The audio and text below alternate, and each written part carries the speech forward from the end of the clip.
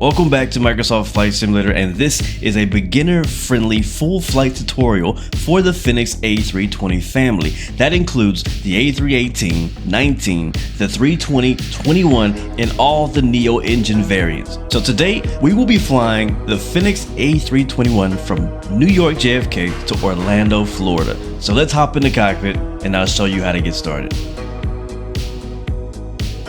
And here we are in the flight deck of the Fenix A321. Now, all of the Airbus A320 family aircraft by the various developers all work largely the same. The biggest difference is right here. That is in the EFB. That is in some of the automations. I'm gonna show you guys specifically what you need to get set up in the EFB or the iPad here computer for the Fenix. So we'll start off over at the settings. And you're just going to want to make sure that you have your SimBrief username here at the top left. I have mine in here, and you'll also be able to log into Navigraph. As you can see, I'm already signed in. Now, there's a lot of settings in here you can mess with, but again, this is a quick start guide, so I'm going to show you just what you need to know for this tutorial. We'll click the home button, and then you click on the Fenix app and go over to Sim Settings. And here we'll click on Units. And if you need to, you can change your distance from feet to meters, your pressure from inches to hectopascals. So if you're in the US, inches. If you're anywhere else in the world, for the most part, it's hectopascals. And then your weight between pounds and kilograms. And that's really it. Assuming you've already created a flight plan on simbrief.com, you can go over to My Flight here on the left and click Tap to import from SimBrief.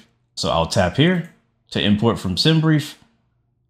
And now there it is. There's my flight loaded into the EFB, as well as a time for my departure time. You can change these times by hitting the little pencil tool here if you adjust it. I'm going to click here on this left tab so I can have my weather up and ready to go for later. Now let's get all the tablet stuff out of the way because this is specific to the Fenix aircraft. We'll go to ground services. This is where you can open all your doors, connect your GPU. As you can see, I have it connected here, and remove your toxin cones. Next, we'll go to mass and balance.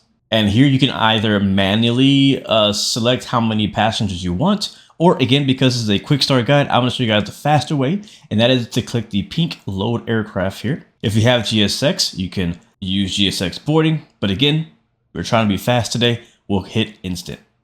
That's going to instantly load my aircraft with all the passengers and with all of our fuel.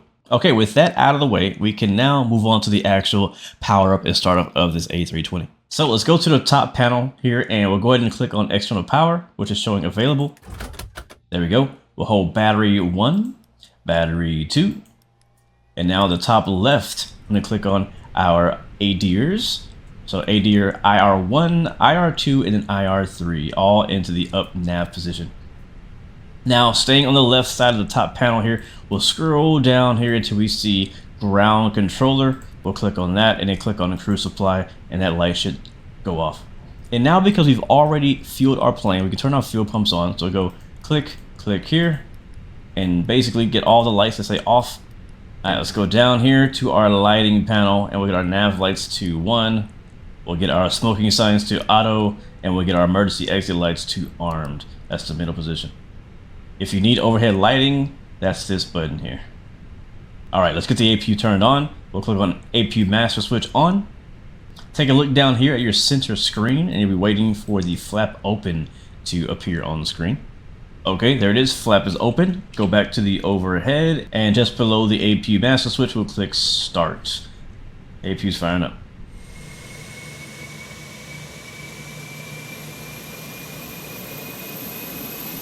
All right, once that APU start switch says avail, that means your APU is now powered on. You can click on APU bleed just above it. That'll go blue.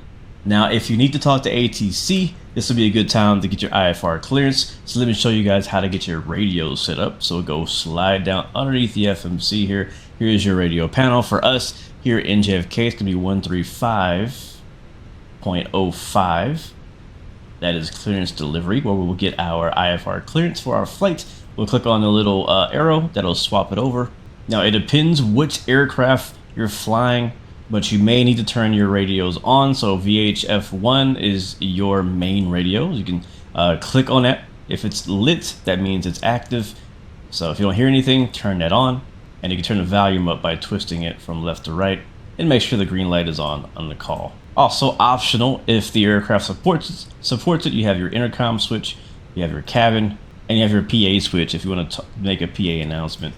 Okay, next, if you want to fly airliners, you're going to spend a lot of time in this box here. This is the FMGC, also known as the MCDU. To get it set up, we'll go ahead and hit ATSU here.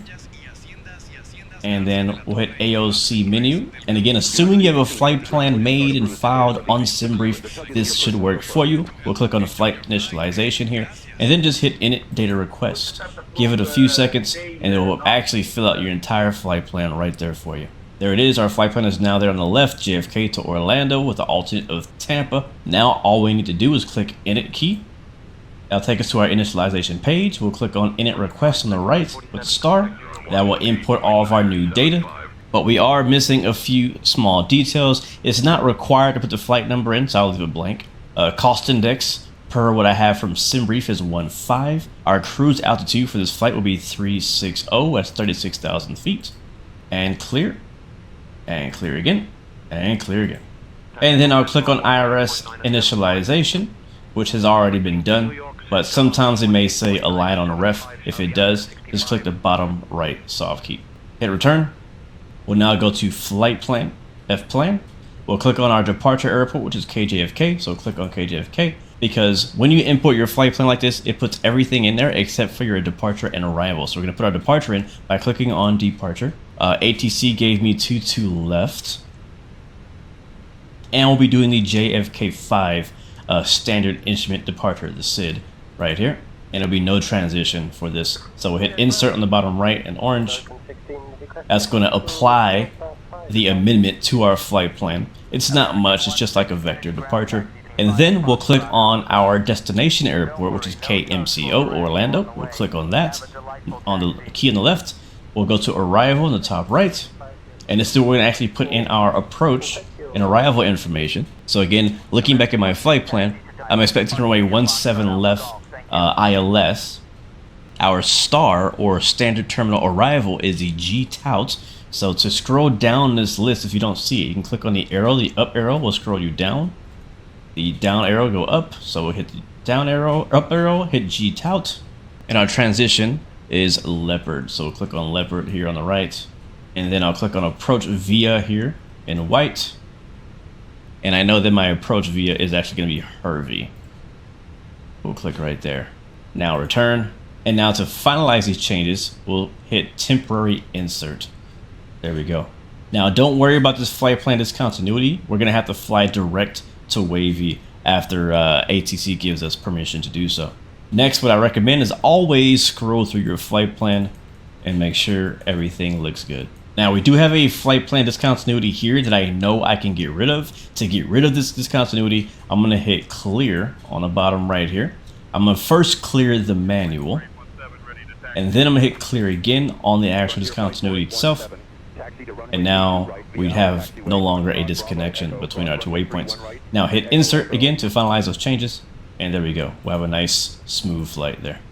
And that's it. We'll go back to our initialization page. Since boarding is already complete, because we instantly did it, we'll click the right arrow here. That'll take us to see our zero fuel weight and things like that. You can put this in manually, but again, we're going to be fast today. We'll go back to our EFB. Make sure you are on the mass imbalance page, and then hit send to MCDU. Success. And now that is now automatically filled out for us. All right, next, we're going to go to our performance page by clicking perf. And I have a shortcut for this page as well. If we go back to our EFB and we go back to the home page, click on the departure perf. Here you'll see it automatically has put in our departure airport. We have to change our runway to 22 left because ATC gave us 22 left. It is dry, so we'll leave that as is. We'll click on sync load sheet. That's going to bring in our aircraft data into this page. We can leave everything else the same. And then the next line, we'll go ahead and hit sync live weather. That'll bring in the current weather. And then just click calculate. Now we have some new numbers on the right for our performance. And all we gotta do now is hit send to MCDU. Go back to our MCDU and we'll now see that page has now been filled out. There's only one last thing I want to do on this page, and I want to copy our clean speed 217. Basically our pre-selected climb out speed. So I'm gonna go type 217 here on the scratch pad, and we'll put that next to pre-sel. That means pre-selected. So basically, after we get airborne and the auto throttle takes over, it will use this speed as it climbs up until we tell it otherwise. And lastly, we'll click on the initialization page, and this is completely optional, but we'll click on wind and then wind request. And that'll bring in our wind data for all of our waypoints throughout our entire flight plan for a bit more accuracy for our VNAV. Alright, we are almost ready for engine start. Let's go ahead and put our altimeter in so we can see that back on our departure page. The weather 250 at 5, altimeter is 3021. I'm going to put that right here on the left side. There is an option in the EFB to sync both of these so you don't have to do it twice. So 3021 on the left and on the right side. Okay, set 3 times. Now ATC also gave us 5,000 feet for our initial climb, so we'll set that. Make sure what you want to see up here on the autopilot panel is you want to see the dash dot on everything except for your altitude.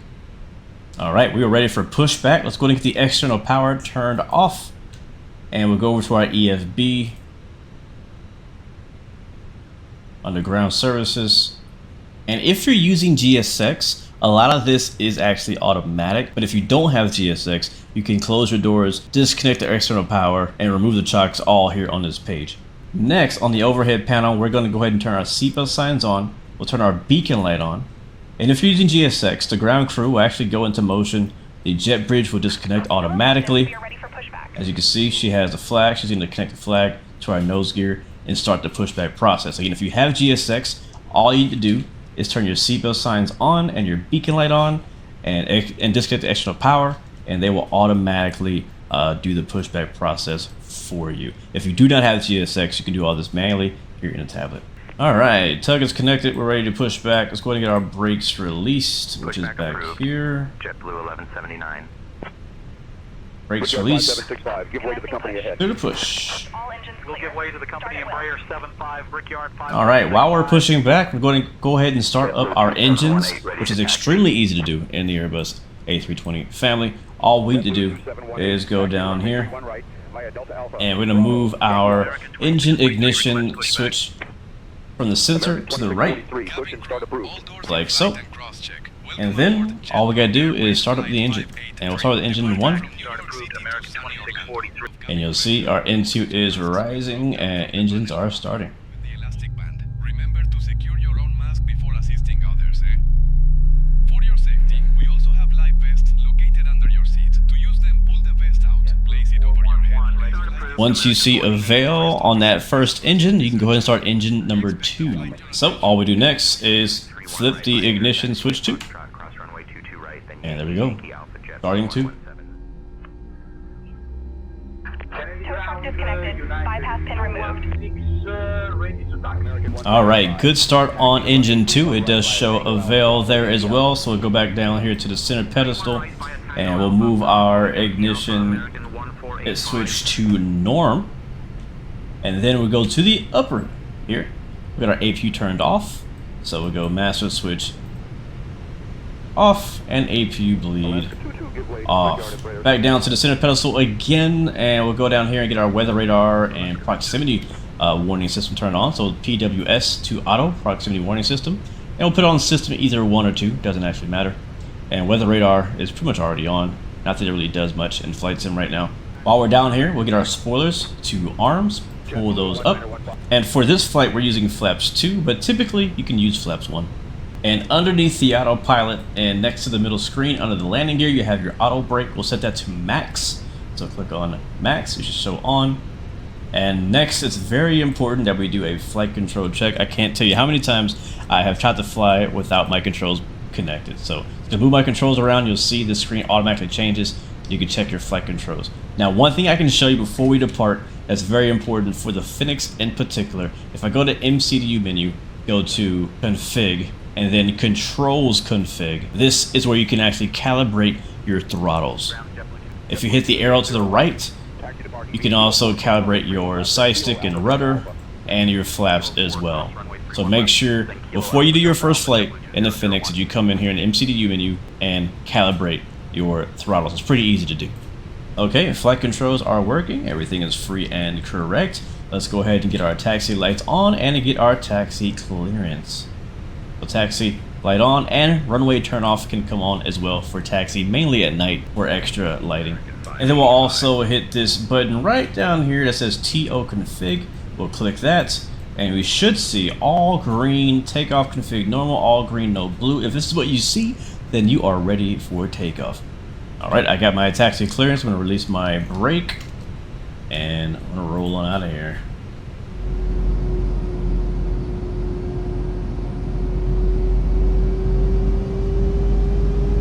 Oh yeah, one more thing I forgot to say before taxi is get your transponder turned on, especially if you're flying with ATC. So get the on right there to the right and then TARA and make sure your code is typed in, of course. Runway 22 left, runway heading no delay, clear for takeoff, JetBlue 116. Alright, so we need to take the runway immediately. We've been cleared for takeoff. Last thing we need to do before we take off is just get our lights on. So our landing lights cleared for takeoff, runway 22 right there, left and right, strobe lights on, nose takeoff lights on, and if it's nighttime you can also get the wing lights on as well. That's all you need to do there. On the ILS runway 22 left. So check the left side. We have somebody on final, but he's still pretty far out. Once we line up on the runway, we're going to push our throttle forward until we get into the flex detent, or you can just go full toga. That's fine too. Doesn't, it's whatever you want to do. But I'm going to push my throttle up forward. There's climb, there's flex. Right there, you'll see flex. Man flex plus 54. So power set. We're rolling. There it is, airspeed is alive. Our V speed is 143, or our rotate speed is 143.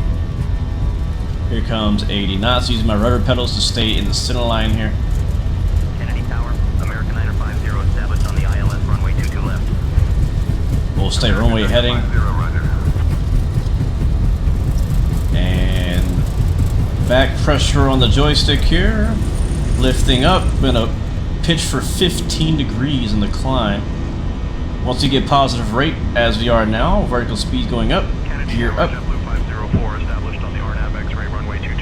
Again, pitching for 15 degrees in the climb. We'll stay runway heading, and I'll show you how to do that. So on the autopilot, you can see it already pre-selected 217. You see you have lever climb, so we'll bring our throttle back to the climb detent, which is right there.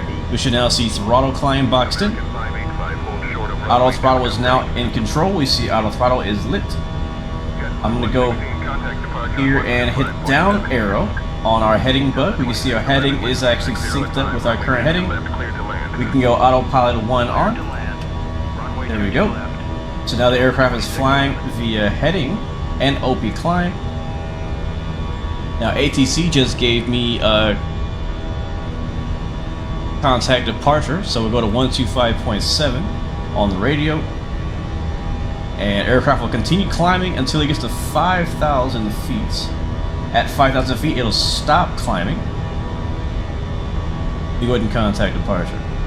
Departure, JetBlue 116 is passing 3,000 for 5,000. Alright, we are good. Our flaps are good, so go flaps up. JetBlue 116, all the way up. Departure radar contact, climb and maintain 16,000, turn left heading 140, vectors to wavy and on navigation. Left heading 140. Climb, maintain 16,000, JetBlue 116. Alright, so left, we're going to scroll left, and since we have heading mode already engaged, the aircraft will turn on its own. So looking for 140. This is much easier when I have my wind wing autopilot connected. And we'll scroll up on our altitude. Climb and maintain flight level 210. Climb and maintain flight level 210, JetBlue 116. So we'll keep scrolling up to get to 210, that's 210.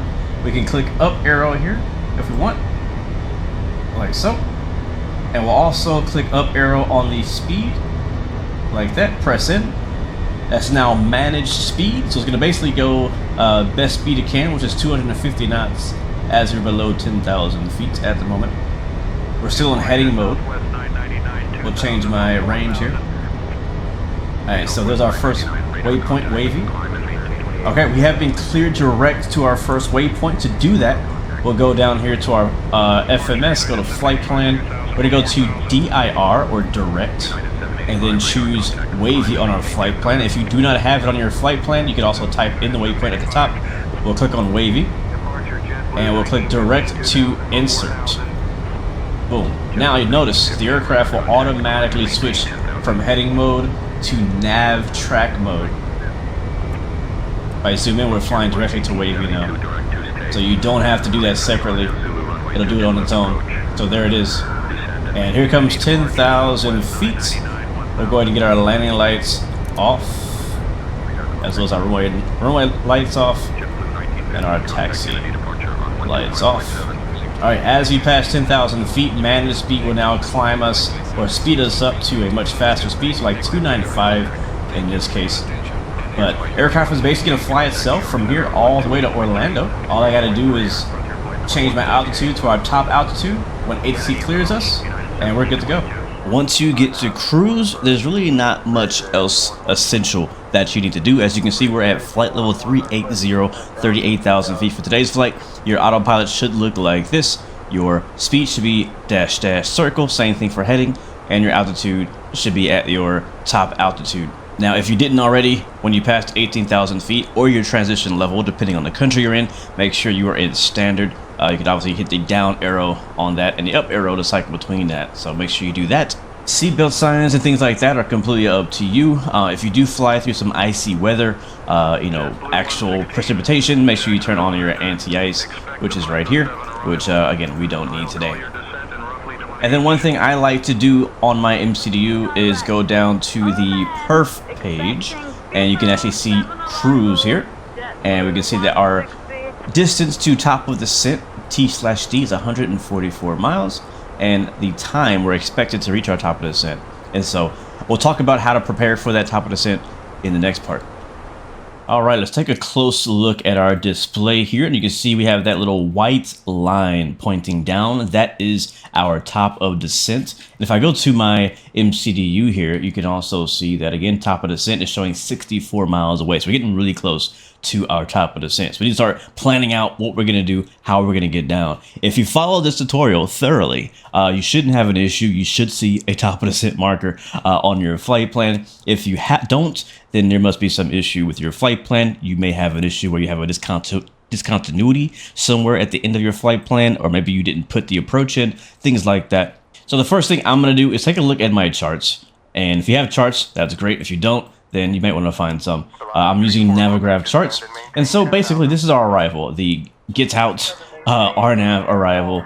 And I'm looking towards the end of our arrival where it says Banya. That's our last waypoint on our arrival. And it shows 7,000 feet. The line above and below it means we need to be at 7,000 feet, not above it, not below it, but at 7,000 feet and at 210 knots at that waypoint. Now we can set our altitude to 7,000 feet, or we could go to our actual ILS for 17 left, which is what we're expecting. And as you can see here, there's Banya again. So we'll connect from Banya at 7,000 feet, mandatory. And then we'll go on to Hervey, which is actually the first fix that we're going to go on for the ILS approach onto runway 17 left. We can see that up here, Cat 2, Cat 3. Now, if we look at this approach, we can see the altitudes on here. We go down as low as 1,500 feet. Now, this is up to you how you would like to do this. It also depends on what ATC instructions you get. But I'm just going to put my bottom altitude, my very bottom altitude in my autopilot. So let's go look at our autopilot here. We have 38,000 feet set right now. I'm just going to scroll this all the way down so we get to 1,500 feet. So, and then I'm going to click right here on the little black dial. We can go by hundreds now. And to 1,500. So what we're gonna do is very simple. Once we get close to that top of descent marker, we could do it now if we wanted to, but once we get close to that top of descent marker, all we're gonna do is we're gonna hover our mouse over the altitude knob, make sure the arrow is pointing up, and then click on it. And you should see the aircraft begins to descend. It also might be a good idea to actually double check your flight plan, that you didn't make any mistakes towards the end of your flight plan. We can see our arrival here, the get out waypoint right there at 11,000 feet showing on the right side. If I scroll down, again, hitting the up arrow, I can see all the altitude restrictions we have. There's Banya, again, at 7,000 feet.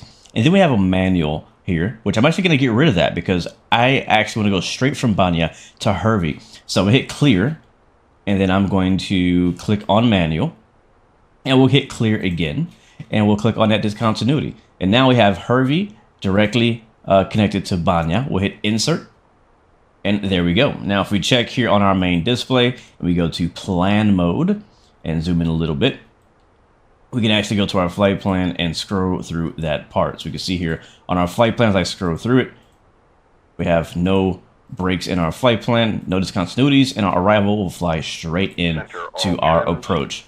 If we take a look at our MCDU again here, at some point, either before top of descent or after it, you may see it says enter destination data.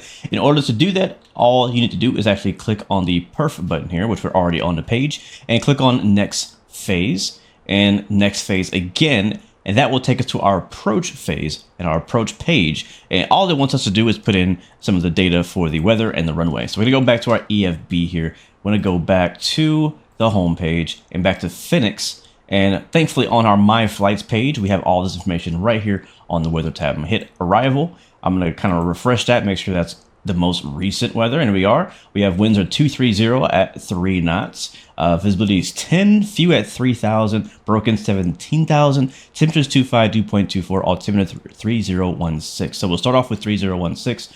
We'll go down here. I'm gonna put this on my perf page so we don't miss our top of descent. 13 miles away. So we'll go 3016. Some aircraft require you to put 30.16, but this one accepts that. For our temperature, we have 25, so we'll put 25 right here for temperature. And then for the winds, we have 230 at just 3 knots, so pretty calm winds in Orlando, 230/3. And we'll put that under mag wind. Now the last thing we need to fill out is either our baro or radio altitude or decision height, basically. But first, we need to go ahead and do our top of descent thing. As you can see, our top of descent is approaching very closely inside 10 miles. We can go ahead and reach up to our altitude knob, get that up arrow, click that. We now have the dot next to it showing it's active. And we now also have DES for descent. The aircraft is descending, and now it's going to descend via the standard terminal arrival that we actually imported into the aircraft at the beginning of the flight. So that's good to go. And now let's get back down to here, and let's go look at our EFB really quickly. And we're going to go to my charts. What we're looking for is our decision height, which is right here, DAH, or RA 101. So our radar altimeter is 101. Our decision height in baro is 190. So we'll just use 101 for now, and we'll take that number, go into our MCDU. We'll just type 101 and put that under radio. And now we're good to go. Notice here it shows our approach speed of 131. So keep that in mind when we're landing, and we're landing config 3, so flaps full. So we're looking back at our approach plate, our approach chart here with all of our information, which is super helpful. I think you should definitely brief it and look into it. But thankfully in the Airbus aircraft, once you select an approach with an ILS, it automatically tunes your radio for that. And like in a Boeing, you'd have to manually tune in 110.95. But you don't have to do that in the Airbus. It automatically tunes it for you.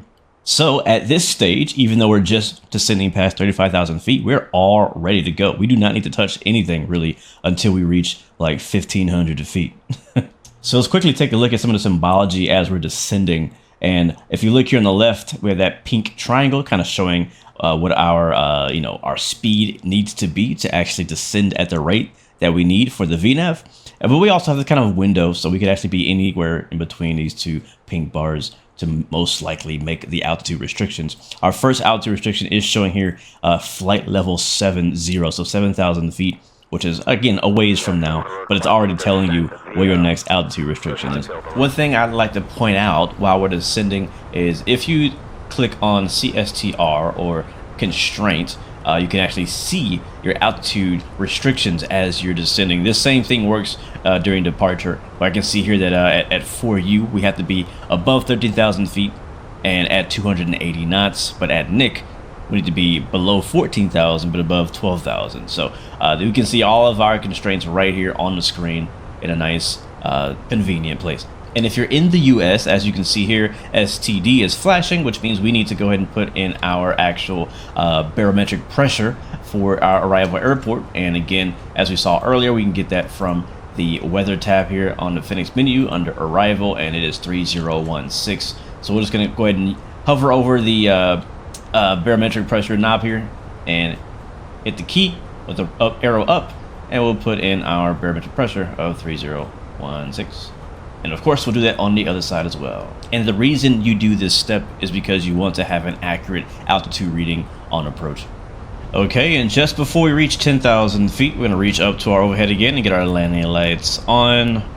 Runway turn off lights on, because I always forget to turn my taxi lights on, and that is all. And of course, under 10,000 feet, the rule is you need to be flying 250 knots or less. The autopilot will handle that for us. We don't have to worry about that. But if we do tend to go a little bit too fast, we can pull speed brake back should we need to. You can see the screen actually says more drag, so I'm going to do exactly that. Going to add some speed brakes in to get our aircraft slowed down to meet that speed restriction that we have here going down underneath 10,000 feet. And we can go ahead and remove that speed brake now. And right on schedule, here we are coming up on Banya at our restriction of 7,000 feet. You can see that icon there shows that we have a restriction at 7,000 feet, and we're about to just basically level off there. After we pass that, the aircraft will then continue to descend, because our altitude, sorry, is set to 1,500, of course, right? Not 7,000, but it's still going to stop at 7,000 to honor the altitude restriction. When it gets past that restriction, it will continue to descend for the next lowest altitude that we have here in the box. All right, our next waypoint is Hervey, which is our approach fix, our first approach fix. I'm going to click on LS, which stands for ILS, or Instrument Landing System. That's going to turn on, not the ILS, but it is going to at least show us the symbology here on our screen that we can follow either manually or with the autopilot. So we have our diamond here, which is actually representing the glide slope, our vertical navigation that take us to the runway. Then we have our half diamond down here, which is our lateral. Right, so once we reach the center line, we'll see this get to the center. Now, if you have everything programmed as we planned earlier, everything should really just happen automatically. That's the whole point of the ILS, is for it to automatically guide you directly onto the runway center line, and you can take control at the end or choose to do auto land. So down here we have 16.4 miles and counting until we get to the runway with the frequency of 110.95, which is for the ILS. We're at 4,800 feet. Obviously, you can see here, there is our runway, 17 left. So we're making a left turn here in just a few seconds.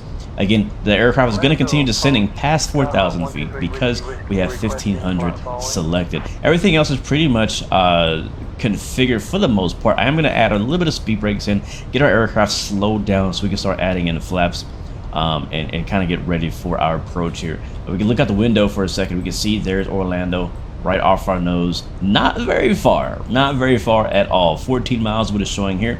We are slow enough for flaps, so I'm gonna go ahead and go down here and get our flaps set to 1. We'll take the speed brakes out. We don't need them anymore. Speed looks good. There we are. And I'm actually gonna go ahead and do manually. I like to manually control my speed on approach, so I'm actually gonna go and down click on the speed for basically manage speed for myself, and I'm gonna lower the speed down to something a bit nicer, like maybe 160 just for now. That's up to you how low you want to go with that. I like to get slowed down fast. Sometimes the Fenix can be a little bit slippery, so adding in some more speed brakes to kind of help slow the aircraft down a little bit. Once we get below that S, which stands for slats, we can add in another notch of flaps there. Alright, oh, one more thing. Click on approach mode. Do not forget to click approach. If you don't click that, you will not capture the ILS. There it is. I hit it right in time. A little late, but we have glide slope boxed in, localizer boxed in. That means the aircraft is now going to follow the ILS via the glide slope and localizer. It's already captured. It's talking to the frequency. It's good to go. We have a diamond here right in the middle vertically, and a diamond right here in the middle laterally. We're 10 miles out. We are looking really good. Let's add another notch of flaps in. Flaps 2 is coming down. We're gonna go ahead and get configured a little bit early, so let's go ahead and get our gear down as well. So gear's coming down. I personally like to put my gear down around 8 to 6 miles out, and we'll also set our auto brakes to, we'll do medium. That works for me. Low is good enough. We got a long runway, but I'll set medium just for why not. Southwest 3356. All right, we're showing gear is down and 3 green. Let's get our speed set all the way to our approach speed, which was 131. We'll get our flaps coming down incrementally. until we get down to full flaps. We no longer really need those speed brakes, so we'll get rid of those. We'll also come down here and actually arm the speed brakes in that case, which is all good. And we're looking good. We can look at our ECAM here where it shows landing gear down, signs on, cabin ready, spoilers armed, flaps are full, and looking good. We're now 4 miles on the ILS. Aircraft is still flying itself. You can let the aircraft fly as long as you want, or you can take over control, which is what I'm going to do now at this point. We'll go ahead and go to Autopilot 1, click on that, and now clear the master caution, my controls. You can leave auto throttle on if you want in the A320, or you can turn it off. Up to you. I will land with the auto throttle on. So now it's going to make sure to try to continue to follow the ILS down. We got a good visibility, so we'll follow the runway. We got 2 white, 2 red, which means we are on the glide slope. American 371, 14,000. American 371, radar contact. Southwest 3356. Now let's fly it in. Direct X-band, cleared for the RNAV runway 36 left approach. We're going to be aiming to be around 50 feet above the numbers, or the threshold. Down to 4,000, cleared for the RNAV runway. And then the aircraft will call retard. When we hear retard, we'll take our actual physical throttles and pull them back to idle. And then try to fly down onto the runway as softly as possible. Here we go. A little high. We'll continue. There's 50. Split up a little bit. I didn't get a retard. But we're down. And once we get down, we'll put the reversers out. Lightly put the nose down. Yeah, I never heard the retard call. And once we get about 60 knots, we can retract the reversers, tap the brake, then roll out. And we'll take the first exit. Alright, we're clear of the runway, and we're going to taxi back to the gate via Foxtrot here in Orlando. And a few things we can do after landing is, of course, get our flaps up. We'll unarm our spoilers. We'll get the auto brakes turned off. We'll get the landing lights turned off. Leave the taxi lights on. We'll also turn off our strobe lights. You only need those when you're on the runway. And we'll get our master switch for the APU on. Alright, APU start.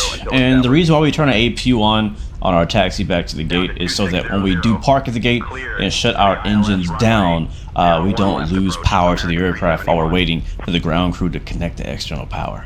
Alright, and as we approach the gates over here at Terminal C, we'll make sure our taxi lights are actually off. We don't want to blind the ground crew as we approach the gates, and bring it to the end of what they call the J line, which is this yellow line that you park on. And once we get to the end of it, we'll hold down the brakes like that's good enough. Set our actual parking brake. We'll get our APU bleed on, and then we'll shut our engines down and let the passengers up just like that, and get our beacon light off as well. And that's basically it, guys. I hope this was helpful to you, especially if you're new to flight sim or new to the Airbus family of aircraft.